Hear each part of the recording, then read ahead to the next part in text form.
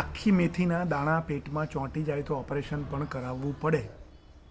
અત્યાર સુધીમાં દર 2-4 વર્ષે એવું કોઈક દર્દી આવી જાય કે જે આ વાત અમને કરે કે અમે સૂતી વખતે આખી મેથી ગળી જતા અને ઓપરેશન કરાવ્યું તો પેટમાંથી આટલી બધી ચોંટેલી મેથી નીકળી.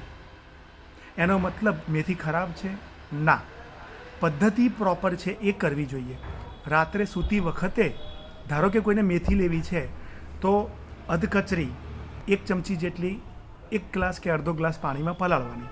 સવારે એને ધીમા તાપે ગરમ કરો, ઠંડુ કરી ગાળીને તમે એનું એ જે પાણી પીવો તો આમાં ક્યાં તકલીફ છે?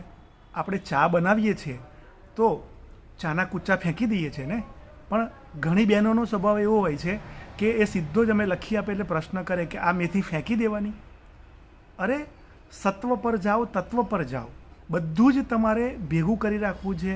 આગલા દિવસનું વાસી બીજા દિવસે ખાવું છે. અમુક વસ્તુ કોઈને આપવી નથી. વસ્તુઓ બગડી જાય છે, સડી જાય છે, પડી રહે છે.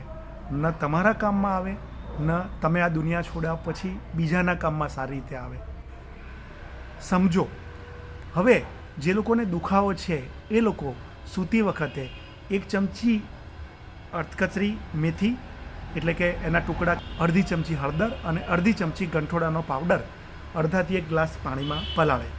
સવારે એને ધીમા તાપે 7-8 મિનિટ ગરમ કરી ઠંડુ કરી ગાળીને પીવાથી જે સાંધાના દુખાવા છે, શરીર કડક છે અને વાયુના કારણે નસ ચડી જાય છે, પગ લોક થઈ જાય છે, આ બધામાં તમને આ ફાયદો કરશે.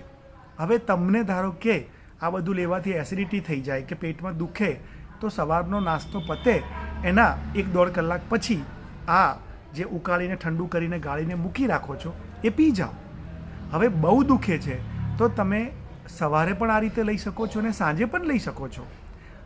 મેથીની અંદર કુદરતી સ્ટેરોઇડ્સ છે જેને કારણે તમને દુખાવામાં રાહત રહે છે, પ્લસ મેથી વાયુનાશક છે. તમને એવું લાગે છે કે તમારું જીવન આ મારા વિડીયોથી કે મારી પોસ્ટથી બદલાય છે તો તમે પહેલાં તો આને શેર કરો.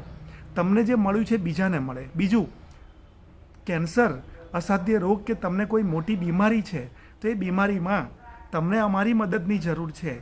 તમને જો એવું લાગતું હોય કે તમારી પાસે કંઈક વધારે છે અને આવા દર્દીઓને તમારે મદદ કરવી છે તો તમે નિહાર ચેરિટેબલ ટ્રસ્ટનો એટલે કે અમારો સંપર્ક કરી શકો છો. અમે તમારી સાથે છીએ. તમારે અમારી સાથે જોડાવું છે તો જોડાઓ, પણ સ્વસ્થ રહો, મસ્ત રહો.